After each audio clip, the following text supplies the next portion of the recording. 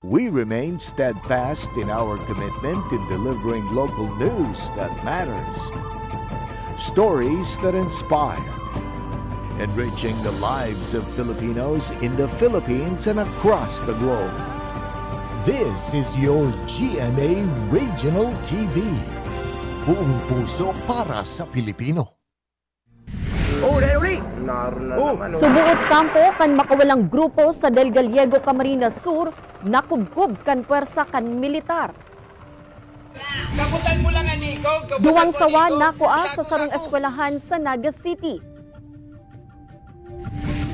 Asin, kultura asin pagbuhay kan IT community tampok sa sarong exhibit. Ini ang GMA Regional TV Balitang Bicolandia.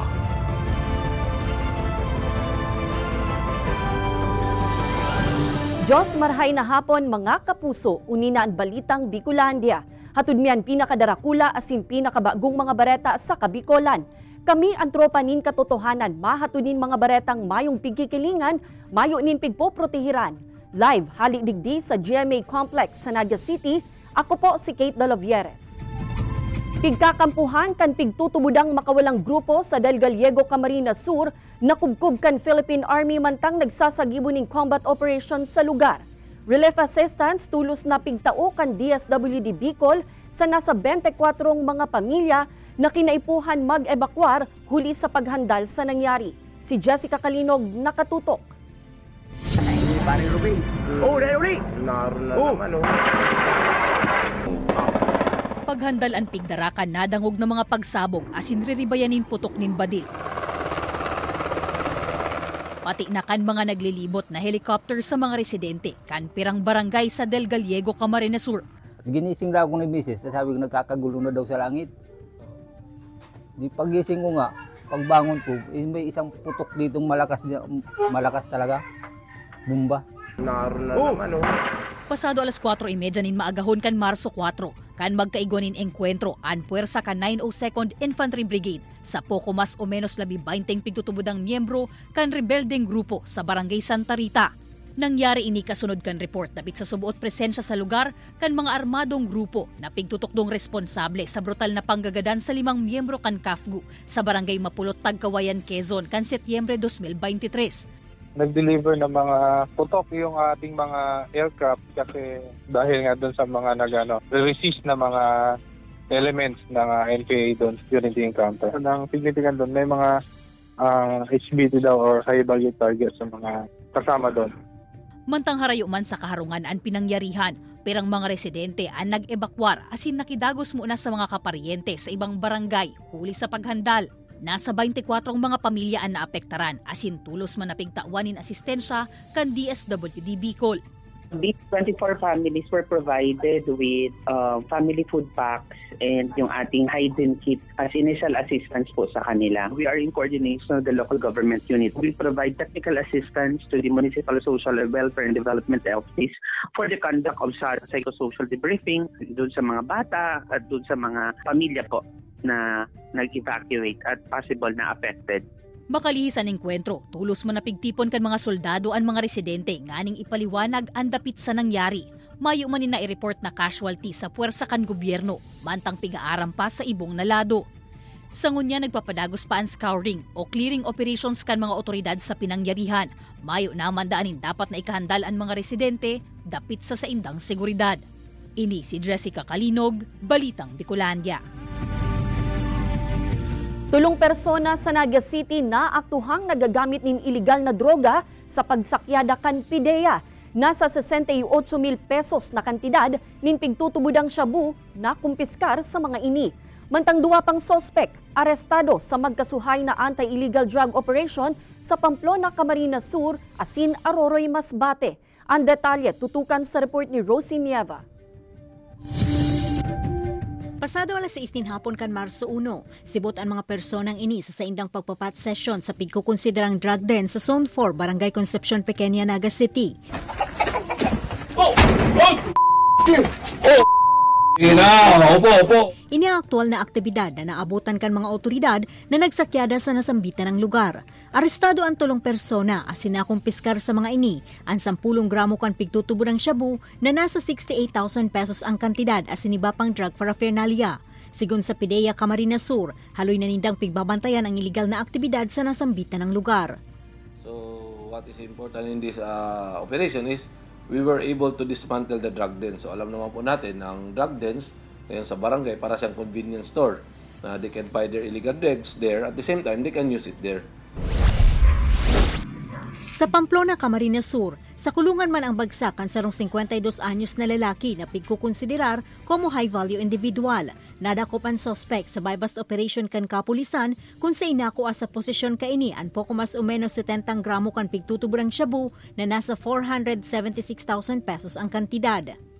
Sa ngunyan, nasa kusuriya na kan mga otoridad ang nasambitan ng persona. Doon sa lahat po ng mga nagbebenta at hindi pa tumitigil na magtulak at pinagpapatuloy pa rin natin ang pag-abuso dito sa mga ipinagbabawal na droga, hindi po tumitigil ang PNP na kayo ay habulin. Arestado ang 21 anyos na lalaki sa buy-bust operation kan mga otoridad sa barangay Tinago, Aroroy, Masbate. Nakumpiskar kan mga otoridad ang tulong pakete kan pigtutubo ng shabu na nasa 136,000 pesos ang kantidad. Sa ngunyan, nasa kusuriya na kan mga otoridad na nasambitan ng persona para sa maninigong disposisyon. Ini si Rosie Nieva, Balitang Bicolandia.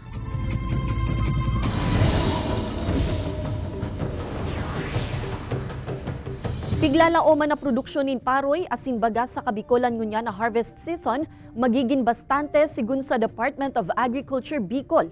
Amay na pagtanom kan mga paraoma asin pakikipagsapalaran kan iba, dakulang kontribusyon sa marhay na gusi kan rehiyon. Uyan report ni Jessica Calinog.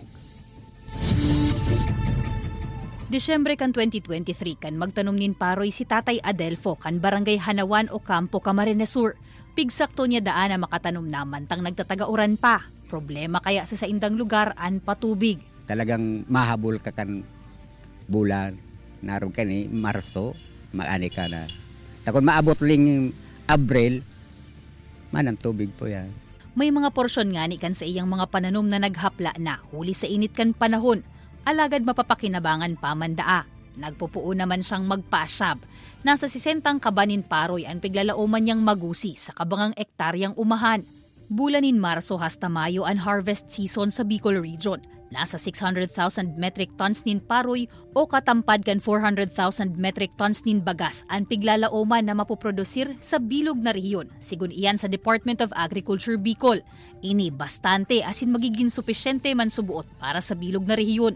Ining production na ini halos kaparehas kan dating production taman dahil nga ni nag-amay na nagtanom ang satuyang mga parauma. So pasalamat kita sa Bicol Region, ang estimated rainfall kaya digdi medyo 200 millimeters and above. So medyo sobra-sobra siya, so na-antisipar tayan, nasabayan ito kan satuyang mga parauma. So medyo naiwasan ining El Nino. Dugang pa ni Vegas sa forecast kan pag-asa na sa indang pigbabasehan, padisipate na o padikit-dikit ng mawawaraan El Nino paglaog nin Abril asin Mayo. Paborable ini sa masunod na taranuman para naman sa wet season na mapuon sa bulan nin Hunyo. Pigabisuhan man ang mga paraoma na makalihis magtanom, mag-apply na nin crop insurance. Nganing enkasong magkaigwan nin aberya sa pag-uuma, may makukuang asistensya. Kaibanan si Gerald Gandia, Jessica Calinog, Balitang Bicolandia. Mga magurang kan mga aki asin residente sa Barangay Tinago sa Naga City day malikayang mahandal ninhuli sa nakuang duwang sawa. An paliwanag kan senro sa pagruluwasan kan mga halas ngunya na nagiinit an panahon. Aramunta sa pagtutok live ni Chris Novelo. Chris?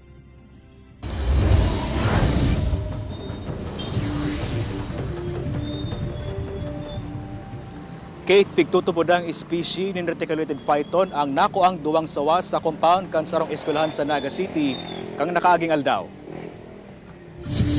Kabutan mo lang ang ikog, kabutan mo ang ikog. Sako-sako. Nagkasiribot ang mga lalaking ini sa pagdakop sa sarong sawa na nanutaran sa compound kan Tinago Central School sa Barangay Tinago, Naga City kan nakaaging aldaw. Nadiskubre ang sawa, makalis maglinig ang grupo ng mga lalaki sa laog kan eskwelahan. Alagad pirang orasan na ang nakakaagi, saro pang sawa ang nahiling sa lugar. Siguro mga araw na kanikada ko lang. Kaya hindi ako nagpaparatambay rin sa may guardhouse na yun.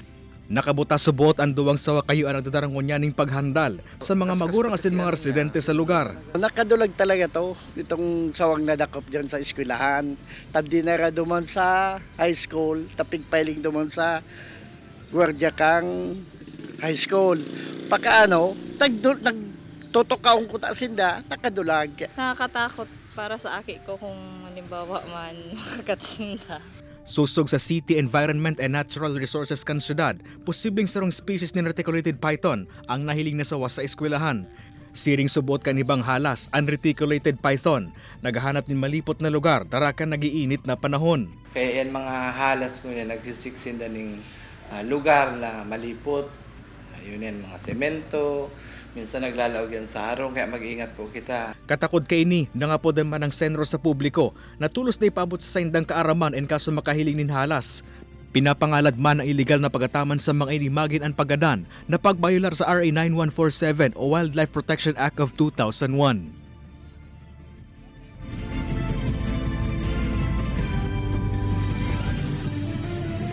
Kate, nagpatandid man ang mga otoridad sa publiko na mapurbar na magdakop kan siring ng mga hayop urog na itong mga mayong experience na delikado ininhulit. Kate, ang reticulated python saro subot ining constrictor na pwedeng makakulog sa sarong persona gamit ang puwersa kaini. Kate? Alright, Jos Mabalos, Chris. Sir, saan po ang dream destination mo nga na tag-init? Ano po? Duwan lang po sa Iwakloy, Goa. Ay, dahil po kami may sa bitis ako, may diferensya. Pero maiba ko dyan sa may procession po papuntang Hibiscus. Sa mga sa mga beach. Ang dream destination po namin is Boracay po talaga. Pangarap namin makapunta doon. Boracay. Kaya naman po sa tingin niyo? Ewan ko, soon. Not now but soon. Ini ang GMA Regional TV Balitang Bicolandia. Ini ang GMA Regional TV Balitang Bicolandia.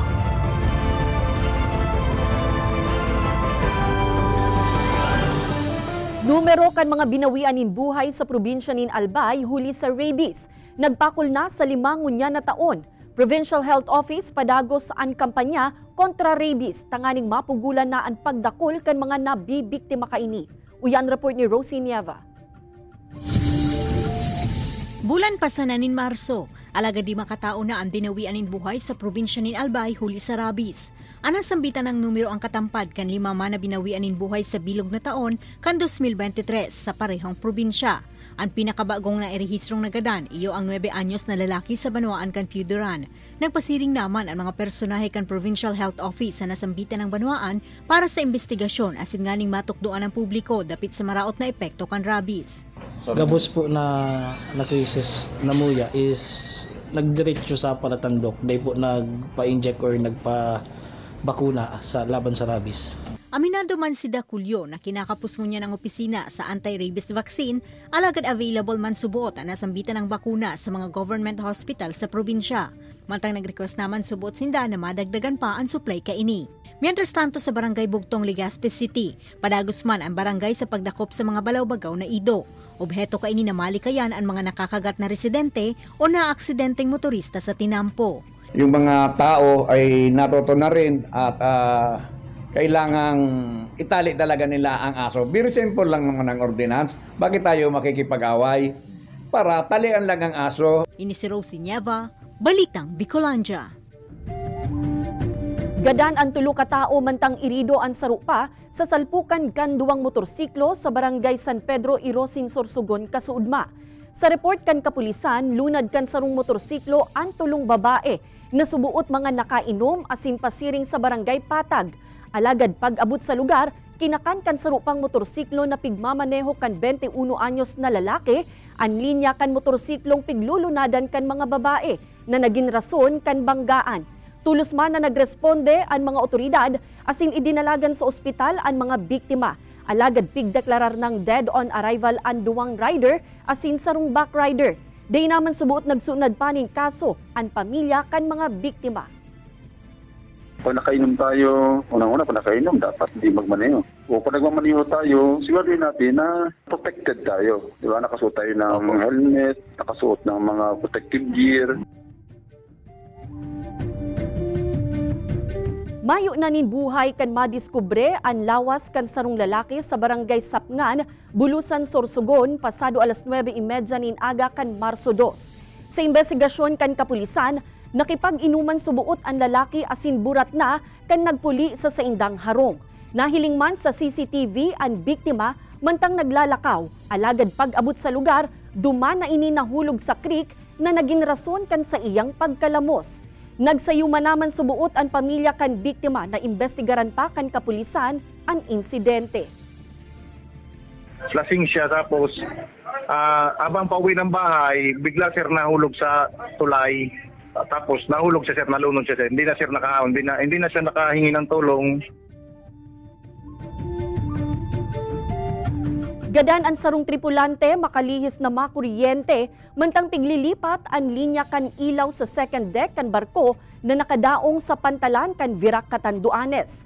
Pinurbaran pa kuta ng idalagan kan nagrespondeng mga personahe kan PDRRMO ang biktima sa ospital alagad binawian na ininin buhay.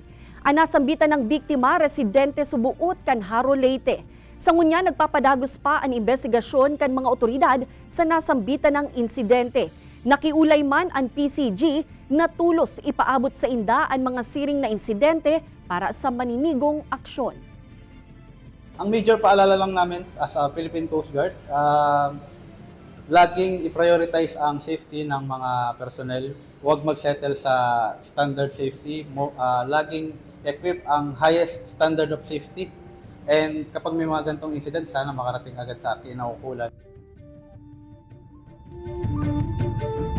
10 mga indigenous peoples community sa bilog na Pilipinas ang naging sentro kan ginibong exhibit kan pirang mga estudyante kan Partido State University.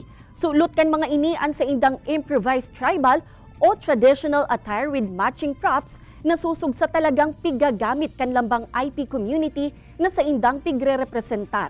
Ang aktibidad parte kan Indigenous People Studies subject na pigkukuakan mga BS IT, BS Computer Science, asin BS Geology students.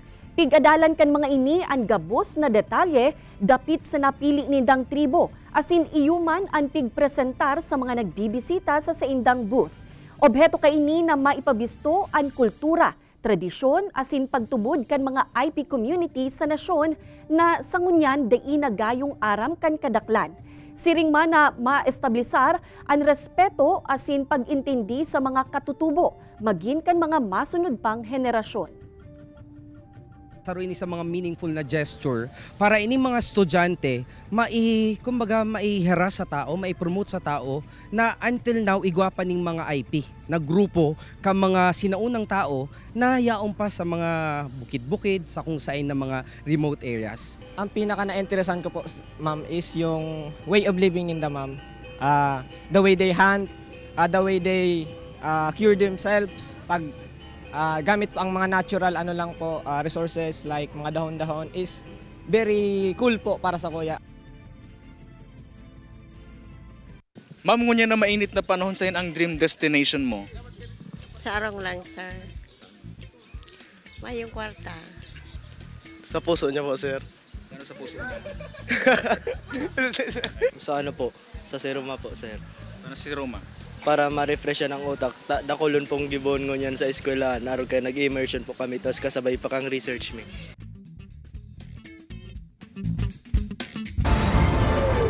Ini ang GMA Regional TV Balitang Bicolandia. Ini ang GMA Regional TV Balitang Bicolandia.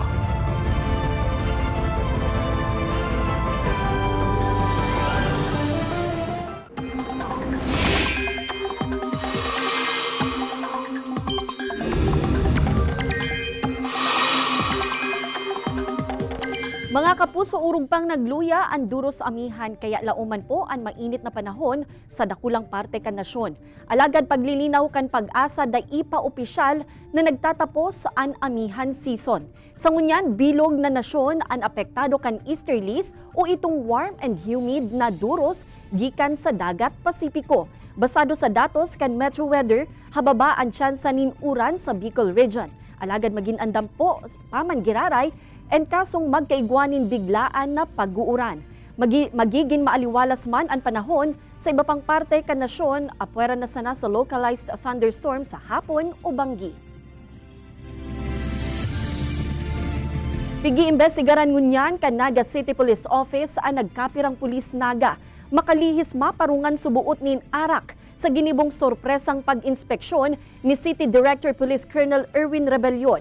Day naman pigdetalya kan NCPO kung anong police station sa syudad ang naaktuhan asin naparunganin arak ang nasambitan ng mga pulis mantang naka-duty. Kasong administratibo ang kakampangon kan mga ini, depende sa kung ano ang magiging resulta sa nagpapadagos na investigasyon.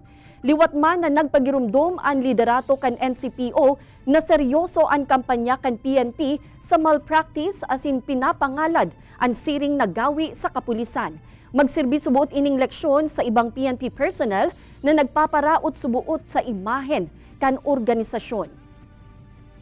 Pagka may napatunayan talaga na na-involve sa ganun na malpractice or infraction ng instruction niya. Actually, hindi yan instruction lang ni Sir buong Pilipinas naman, bawal naman talaga.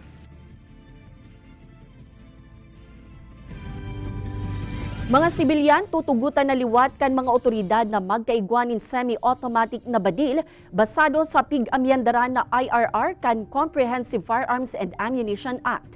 Alagad grupo nin gun enthusiast, may paghandal na baka magamit ang mga ini sa biyolensya. Uyan report ni Chris Novello. Biglalao man na bago matapos ang bulan ng Marso, tutugutan na liwat ang mga sibilyan na magbakal asin magkaigwaning semi-automatic high-powered firearms, siring kan 7.62mm asin 5.56mm. Nakapalaman ini sa RA 10591 o Comprehensive Firearms and Ammunition Act. Kanakaaging bulan kaya kan isunimitir na kan PNP an amended version kan Implementing Rules and Regulations o IRR kan nasabing lay. Alagad kun marurumduman enot na pigsuspender ka nakalis na administrasyon ang implementasyon kan IRR kan RA 10591 huli sa paghandal na magamit ini kan mga terorista asin makalaban kan gobyerno. Bagay na padagos na ikinakahandal man kan pirang gun enthusiast sa Naga City huli ta urog nang mapapadali subuot ang pagbakal ng semi-automatic high-powered firearms kan mga sibilyan na dating ginagamit sana kan mga law enforcement agency. Posible kaya subuot ini magamit sa kriminalidad asin iba pang bayolensya. Ang pinaka number one na worry natin, yung mapunta sa hindi dapat puntahan. Yung makahawak, yung mga dapat hindi makahawak. Yun yung napakalaking worry dyan. Lalong-lalo na 5.56A. Kung yung mga small firearms, pistol lang at laking problema na pag napunta sa kanila. Lalo na to. Mantang hinahalad pa kan PNP ang IRR ka nasabing lay, nanindugan ini na mahigot pa nagad ang pagpaparehistro ning badil. May kukonsider kaya subot na illegal ang sarong badil kung na ini rehistrado asin mahing lisensya ang gun holder ka ini. Kailangan kung bibili ka, dapat meron ka na munang LTAP and yung license to own the firearms. So at the same time yung nagbebenta dapat ganun din. So ganun po siya kahigpit. An asigurasyon kan PNP kung may mahiling ang mga otoridad na pang-abos sa amended IRR kan lay.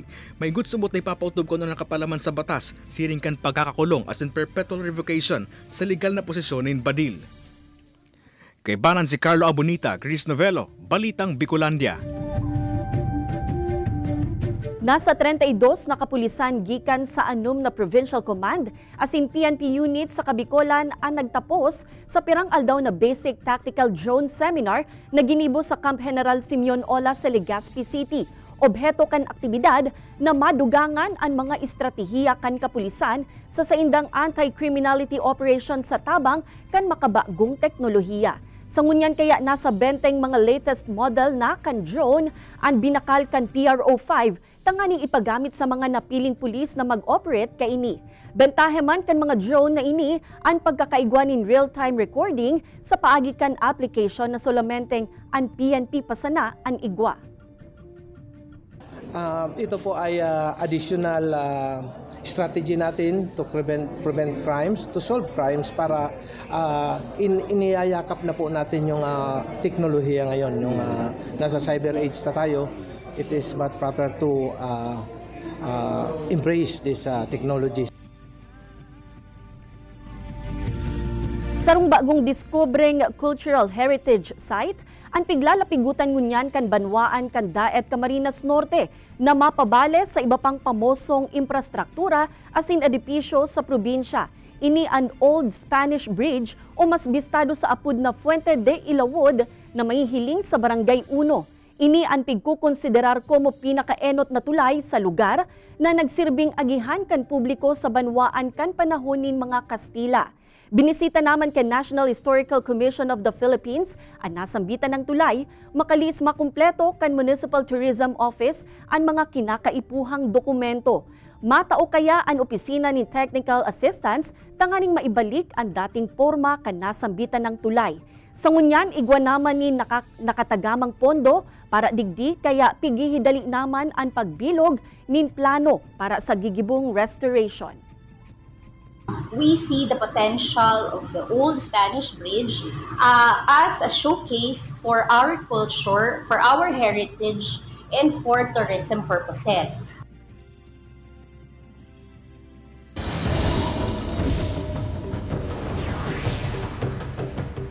Sarong grupo nin mga residente ang regular na pigmamantinir ang kalinigan kan Mabulaw River sa Banwaan kan Daet Camarines Norte. Obheto kan aktibidad na ini na malikayan na ang paglangkaw kan level kan tubig sa salog na nakakaapektar sa 6 na barangay na pigaagihan kaini.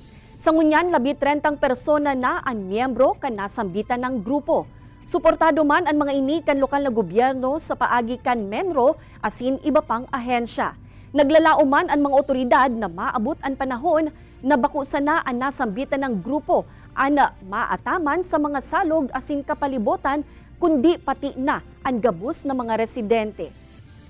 Pinagpapasadyos ko na lang kung ano talaga ang magiging kapalaran namin dito at ito namang sa mga kinauukulan sa munisipal natin, sa provincial, ay bigyan nila ng pansin itong Mabulaw River.